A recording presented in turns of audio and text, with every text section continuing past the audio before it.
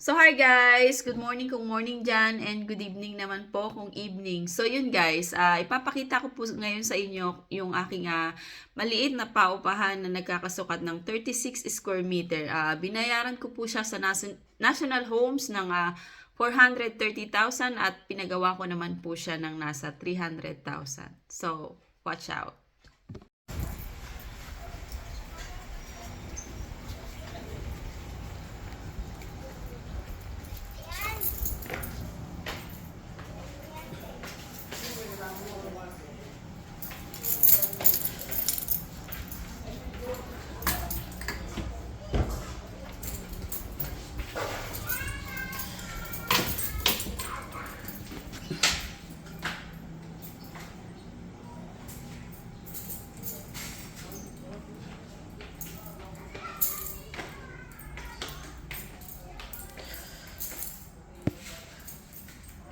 First room, second room,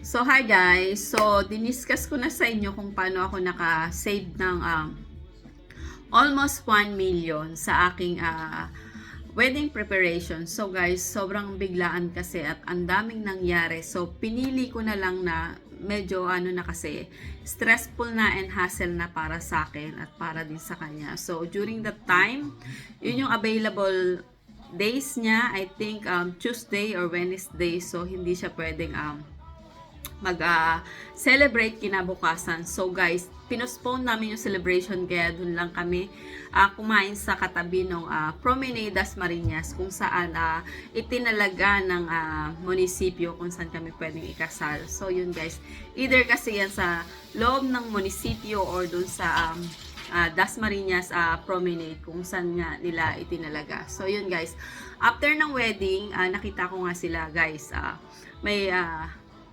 hindi talaga ako ganun ka-prepare. So, may mga dala silang biling fresh flowers. Samantalang ako is, kung ano lang yung available, which is plastic, yung nakita nyo guys. So, okay na.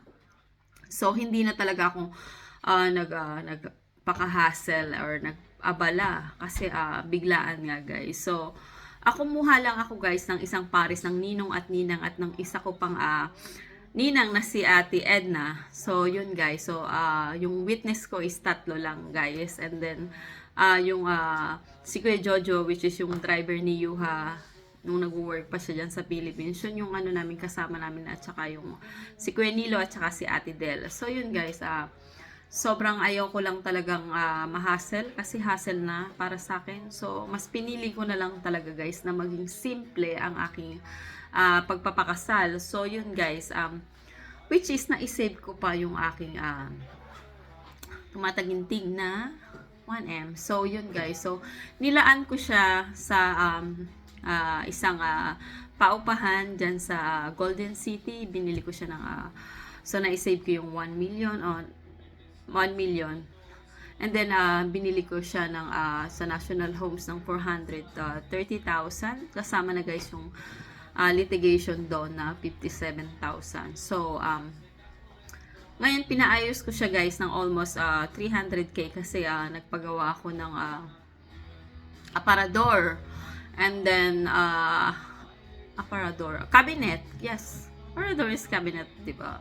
So, cabinet sa kusina and then cabinet guys sa labas. So, pwedeng pagpatungan ng TV para hindi pa kalat-kalat yung mga gamit, organizer ng mga sapatos, mga books, and mga other stuff. So, yun guys.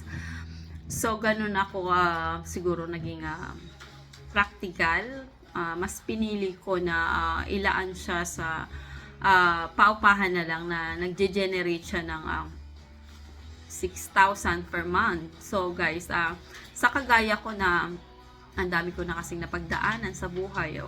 Almost, di ba, parang ihahang ko na rin yung sarili ko during that time. So, parang sobrang naging wise na lang ako. So, mas pinili kong maging practical. Kasi after naman nun, guys, nagkaraoke kami, nag-celebrate kami ng konti. And, nung birthday naman niya, pag naman, guys, may other occasion, nagpapaluto ako, nagpapalitsyon ako. So, hindi na kailangan na all the time na kailangan kong gawin yon or kailangan kong talagang pagarbo effect or paganon effect. So, mas pipiliin natin na ilagay yun sa maayos na bagay, sa maayos para din sa kinabukasan ko at ng asawa ko at ng mga anak ko. So, yun lang guys. Sana na-share ko sa inyo yung aking wise tip na para sa kagaya ko ng mga single mom. So, once na may opportunity kayo dyan, at hindi rin natin alam ang bukas guys. So, mas piliin natin na maging matalino pagdating sa pera. Kasi nandyan na guys yung opportunity. So, alamin natin kung paano natin papa-expand or kung paano kikita pa yung pera na mag-generate siya ng another pera ulit. So, yun guys. Thank you for watching my vlog and hopefully like, subscribe, and share. So, thank you guys.